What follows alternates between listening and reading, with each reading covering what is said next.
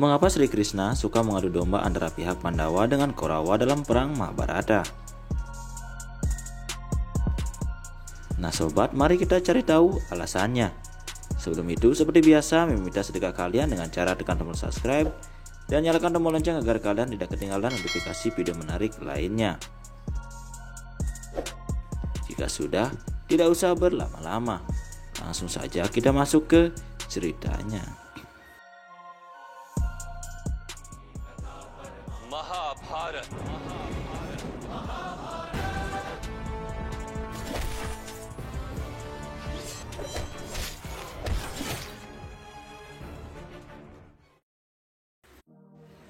Dalam kisah versi Indonesia yang sangat hitam putih, Sri Krishna sebagai titisan Dewa Wisnu tugasnya membela kebenaran. Dan karena Pandawa ada di pihak yang benar, maka Sri Krishna sejak awal ada di pihak Pandawa. Bahkan Sri Krishna menjadi perwakilan diplomatik Pandawa dalam perundingan terakhir dengan Kaurawa sebelum perang dimulai. Ini adalah lakon yang terkenal sebagai Sri Krishna, Duta Perdamaian. Meskipun demikian, Sri Krishna di versi Indonesia juga menolak peperangan secara langsung dan hanya memberikan saran dan nasihat serta menjadi kusir Arjuna. Dalam versi India, Sri Krishna adalah semacam perpanjangan dari tangan takdir. Tugasnya di sini memastikan takdir berjalan sebagaimana mestinya. Dan takdir di sini sudah ditetapkan harus terjadi perang, termasuk siapa yang menang dan siapa yang harus mati dan menerima kekalahan. Sejak awal Sri Krishna maupun kerajaannya tidak berpihak pada Pandawa ataupun Kaurawa.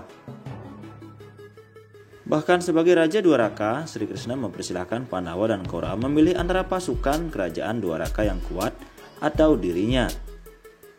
Sri Krishna yang merupakan seseorang yang tidak dapat ikut campur secara langsung, tapi hanya bisa memberikan saran dan bimbingan dalam perang di Kurukshetra. Ada dua versi di sini. Pandawa yang memilih lebih dahulu, ataukah memang memilih Sri Krishna sebagai penasehat? Ataukah Duryodhana yang memilih lebih dulu dan dia tidak melihat ada gunanya Sri Krishna bila tidak dapat bertempur langsung dan ia memilih tentara kerajaan Dwaraka, sehingga Pandawa mendapatkan Sri Krishna sebagai penasehatnya. Menurut Mimin, sekalipun Duryodhana memilih Sri Krishna, maka ending tidak akan pernah berubah. Karena Sri Krishna hanya berpihak pada takdir. Dan takdirnya adalah harus terjadi perang, Pandawa akan memenangkan peperangan. Sedangkan Kaurawa akan kalah dan tewas seluruhnya di medan pertempuran.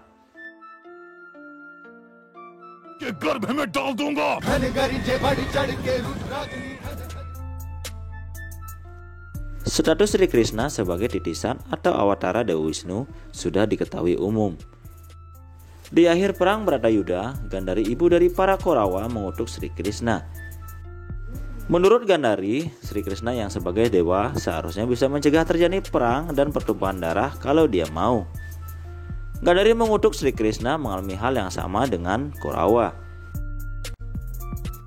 Sri Krishna akan kehilangan kerajaan, keluarga, dan nyawanya sendiri. Kutukan yang justru dialami oleh Sri Krishna sehingga akhirnya benar-benar terjadi.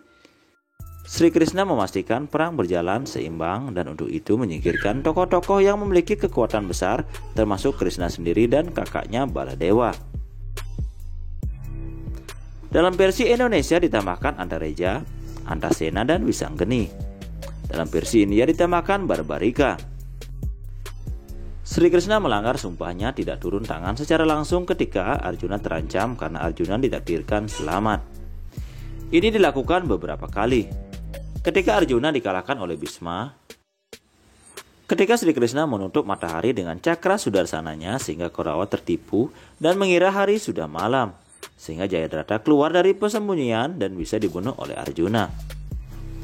Dan ketika panah Karna hampir dipastikan mengenai kepala Arjuna, Sri Krishna menginjak lantai kereta sehingga amblas dan panah hanya bisa mengenai mahkota Arjuna.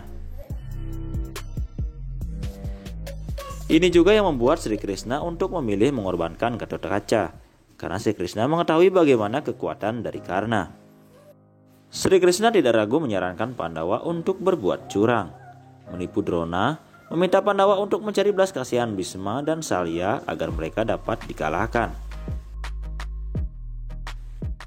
Sri Krishna juga meminta Bima menyerang paha Duryodhana. Kalau dilihat dari versi Indonesia dan India, sebenarnya tujuan dari Sri Krishna hanya satu, yaitu membela kebenaran. Sri Krishna akan melindungi jalannya takdir karena Sri Krishna merupakan awatara dari Dewa Wisnu. Nah sobat, demikian kisah kali ini. Semoga kalian menyukainya.